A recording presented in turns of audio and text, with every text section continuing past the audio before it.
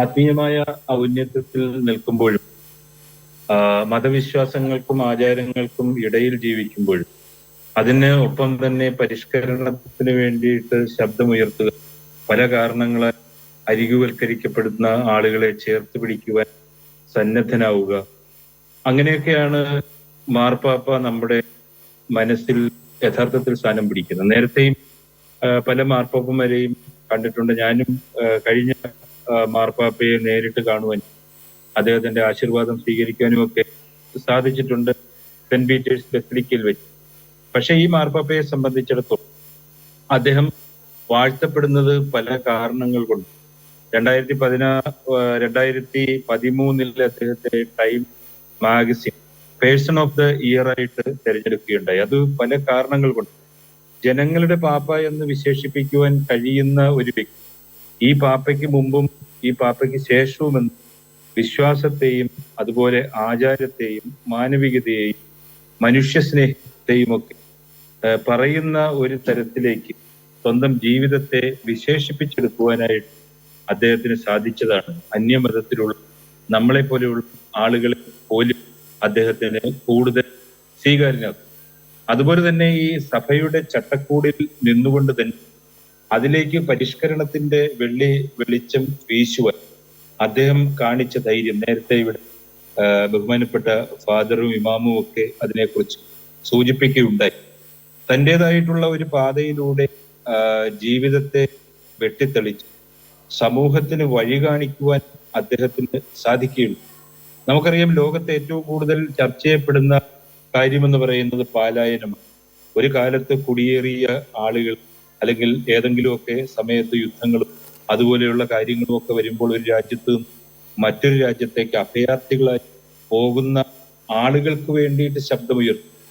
വലിയ സാമ്രാജ്യത്വ ശക്തികളോട് വരെ വാക്കുകൾ കൊണ്ട് പോരടിക്കും.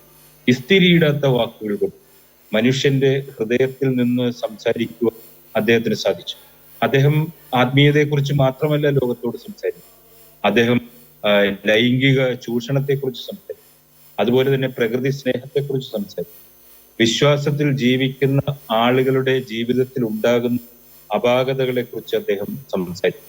വളരെ ഉൽപ്പതിഷ്ണുവായിട്ടുള്ള ഒരു വലിയ ഇടയനായിട്ടാണ് അദ്ദേഹം വിശ്വാസികളുടെ ഇടയും ലോകത്തിലുമൊക്കെ യഥാർത്ഥ സ്ഥാനം പിടിക്കുന്നത്. അതുകൊണ്ട് തന്നെയാണ് ജനങ്ങളുടെ പാപ്പ അല്ലെങ്കിൽ മാനവികതയുടെ പാപ്പ, മനുഷ്യ സ്നേഹത്തിന്റെ പാപ്പ എന്ന് പറയുന്നതിൽ യാതൊരു അതിശയോക്തിയും നമുക്ക് അദ്ദേഹത്തിന്റെ കാര്യത്തിൽ കാണുവാൻ സാധിക്കും. ഈശ്വരൻ തന്റെ മക്കളെ എങ്ങനെയാണോ ചേർത്ത് പിടിച്ചത് അതേ ഒരു സ്നേഹത്തോടെ, അതേ ഒരു വിനയത്തോടെ. അദ്ദേഹത്തിന്റെ ഏറ്റവും വലിയ മുഖമുദ്ര എന്ന് പറയുന്നത് യഥാർത്ഥ വിനയമായിരുന്നു. അദ്ദേഹത്തിന്റെ ഓരോ വാക്കുകളും നമ്മൾ കേൾക്കുന്ന സമയത്ത് എന്താ പറയുക, ഒരാളൊരു ചക്രവർത്തിയെ പോലെ അന്തസ്സുള്ളവനും ഒരു ദാസനെ പോലെ വിനയമുള്ളവനുമായിരിക്കണം എന്നുള്ള ദൈവിക വാക്ക് അത് ജീവിതത്തിൽ അന്വർത്ഥമാക്കുവാനായിട്ട് അദ്ദേഹത്തിന് സാധിക്കും. അതുപോലെ തന്നെ നേരത്തെ ഇവിടെ സൂചിപ്പിച്ചതുപോലെ ഒരുപാട് വിപ്ലവകരമായ നവോത്ഥാന ചിന്തകൾ സമൂഹത്തിൽ കൊടുക്കുവാനായിട്ട് അദ്ദേഹത്തിന് സാധിക്കും. ലൈംഗികത പോലുള്ള കാര്യങ്ങളെ കുറ്റകരമാണ് എന്ന് വിചാരിക്കുന്ന ഒരു കാലഘട്ടം, അതുപോലെ തന്നെ സ്വവർഗ അനുരാഗം എന്നൊക്കെ പറയുന്ന കാര്യങ്ങൾ യഥാർത്ഥത്തിൽ മനുഷ്യന് ഒരിക്കലും അംഗീകരിക്കുവാൻ കഴിയാത്ത സാഹചര്യം, അങ്ങനെയുള്ള കാര്യങ്ങളോട് വരെ സമരസപ്പെട്ട് ലോകത്തെ ആ തരത്തിൽ ചിന്തിപ്പിക്കുവാൻ അദ്ദേഹത്തിന് സാധിച്ചു. അങ്ങനെയുള്ള ഒരു സമീപനമാണ് യഥാർത്ഥത്തിൽ ഫ്രാൻസിസ് മാർപ്പാപ്പ സ്വീകരിച്ചു. ദന്തഗോപുരങ്ങളിൽ, മണിമാളികളിൽ, ചില്ലുമേടകളിൽ ഇരുന്നു കൊണ്ട് ആത്മീയതയെക്കുറിച്ച് പറയുന്ന ഒരു കാലഘട്ടത്തിൽ അതാണ് സാധാരണ നമ്മൾ ലോകത്തെ ആത്മീയ പുരുഷന്മാരെ കുറിച്ച് പലപ്പോഴും കാണും. 1998